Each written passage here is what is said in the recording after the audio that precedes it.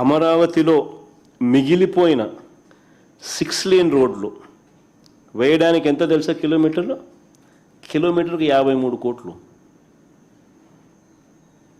అదే national highway టెండర్లు పిలుస్తూ ఉంటారు దేశమంతా, కిలోమీటర్కి 20 కోట్లు వాళ్ళకి యావరేజ్ ఖర్చు. 6 లేన్ మన దగ్గర 53 కోట్లు కిలోమీటర్కి.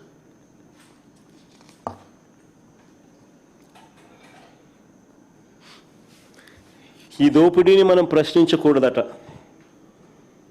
అడగకూడదట, అడిగితే ఎదురుదాడి.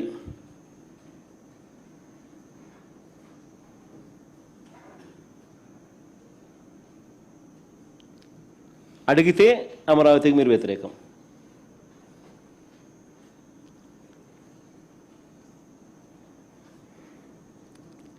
ఏడేళ్లలో అమరావతి కోసం చంద్రబాబు పెట్టిన ఖర్చు, 7 ఏళ్లలో మొదట 5 సంవత్సరాలు, ఇప్పుడు 2 ఏళ్ళు. ఈ 7 ఏళ్లలో అమరావతి కోసం ఇంతవరకు ఆయన పెట్టిన ఖర్చు 8,000 కోట్లు. మొబిలైజేషన్ అడ్వాన్స్ మరో 5,500 కోట్లు. నేను ఇంతకుముందే చెప్పిన మొబిలైజేషన్ అడ్వాన్స్ అంటే అది స్కామ్ అని. 10% ఇస్తున్నారు, 8% ఎత్తుతున్నారు. అయిన ఖర్చు 8,000 కోట్లు 7 ఏళ్లలో. మొదటగా తీసుకున్న నేను అడుగుతాను, ఈ 8,000 కోట్లలో ప్లస్ మొబిలైజేషన్ 5,500 కోట్లలో మనకి ఏం కనిపిస్తూ ఉన్నాయి? స్కాములు తప్ప. మొదటగా తీసుకున్న 50,000 ఎకరాలకే దిక్కులేని పరిస్థితిలో, మొదటగా తీసుకున్న 50,000 ఎకరాలు, ఆ 50,000 ఎకరాలకు బేసిక్ ఇన్ఫ్రాస్ట్రక్చర్ కోసమే ఖర్చు అయ్యే ఎకరాకు 2 కోట్ల రూపాయలు చొప్పున, ఆ 1,00,000 కోట్లకే దిక్కులేని పరిస్థితిలో మళ్ళీ ఇంకో 50 ఎకరాలు, ఇంకొక 50,000 ఎకరాలు తీసుకుంటానని చెప్పి భవనాలు కాకుండా కేవలం ల్యాండ్ డెవలప్మెంట్ కోసం, అంటే కేవలం బేసిక్ ఇన్ఫ్రాస్ట్రక్చర్ కోసం, రోడ్లు, డ్రైనేజీలు, కరెంటు, నీటి, వీటి కోసం 2 లక్షల కోట్లు 2 లక్షల కోట్లు పెట్టలేమని తెలిసినా కూడా, సాధ్యం కాదు అని తెలిసినా కూడా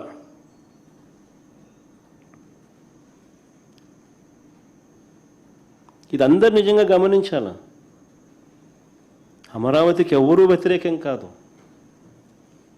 కానీ సాధ్యం అవుతుందా, సాధ్యం కాదా అన్నది ప్రతి ఒక్కరూ ఆలోచన చేయాలి. మనం లీడర్లుగా ఉంటూ మన స్కాముల కోసం అసాధ్యమని తెలిసింది, సాధ్యం కాదని తెలిసింది, స్కాముల కోసం తెలిసి ఉండి కూడా ప్రజలను మభ్యపెడుతూ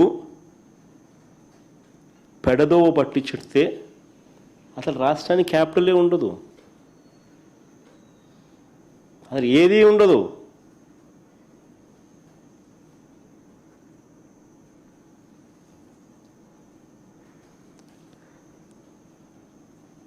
డెవలప్మెంట్ కోసమే ఇటు రోడ్లు అక్కడ వేయడానికి, కరెంటు వేయడానికి, ఎలక్ట్రిసిటీ, సేవరేజ్ కనెక్షన్లకు, ఇటువంటి బేసిక్ ఇన్ఫ్రాస్ట్రక్చర్ కోసమే 2 లక్షల కోట్లు అవసరమని తెలిసినా కూడా అది అసాధ్యమని చెప్పి కళ్ళ ముందే కనిపిస్తూ ఉన్నప్పటికీ ఇంకా రైతుల్ని, ప్రజల్ని మభ్యపెట్టాలని